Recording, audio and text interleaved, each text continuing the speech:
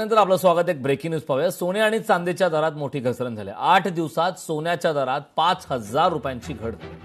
चांदीच्या दरात 16,000 रुपयांची घसरण झाली. सोन्याचे दर जीएसटी सह 1,45,230 रुपयांवर पोहोचले. चांदीचे दर जीएसटी सह 2,28,660 रुपयांवर पोहोचले. या संदर्भातला आढावा घेत सोने व्यापाऱ्यांच्याशी संवाद साधलाय आमचे प्रतिनिधी सुमित देशमुख यांनी. अमेरिका, इराण आणि इस्रायल यांच्यामध्ये पुन्हा युद्धजन्य परिस्थिती निर्माण झाली आहे आणि त्याचा थेट परिणाम आता मौल्यवान धातूंवरती देखील होत असल्याचं पाहायला मिळत आहे. सोने आणि चांदीच्या दरात आता पुन्हा सातत्याने 8 दिवसापासून घसरण होत आहेत. तर या 8 दिवसाचा जर विचार केला तर सोन्याच्या दरात तब्बल 5,000 रुपयांची घसरण, तर चांदीच्या दरात तब्बल 16,000 रुपयांची घसरण झालेली आहे. आपल्या सोबत सोने तज्ञ, सोने व्यापारी जे आहेत, आकाश भंगाळे ते आपल्या सोबत जुडलेत. आपण ते त्यांच्याशी संवाद साधूया.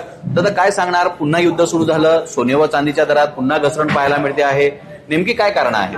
डॉलर इंडेक्स हा वाढलेला आहे आणि जे सोन्यामधली जी इन्व्हेस्टमेंट होती, ही सेफ इन्व्हेस्टमेंट जी पहिले राहायची, ती सेफ न राहून त्याच्यातनं सोनं हे पैसे हे बाहेर निघाले. कारण की कुठेतरी इन्व्हेस्टरला जिकडे जास्त रिटर्न्स भेटतात तिकडे फंड जातात.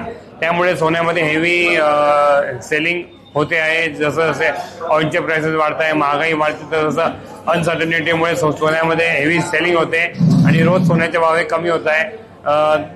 जोपर्यंत युद्ध थांबत नाही तोपर्यंत सोनं याच प्रकारे प्रेशरमध्ये राहील. युद्ध थांबल्यावर सोन्याचे भाव वाढण्याची शक्यता आहे. अशीच जर युद्धजन्य परिस्थिती राहिली तर सोन्याच्या दरात अजून घसरण होण्याची शक्यता या ठिकाणी सोने व्यापाऱ्यांनी वर्तवली आहे. सुमित देशमुख, लोकशाही मराठी, जळगाव. लोकशाही मराठी, ऐका, पहा, जागरूक रहा.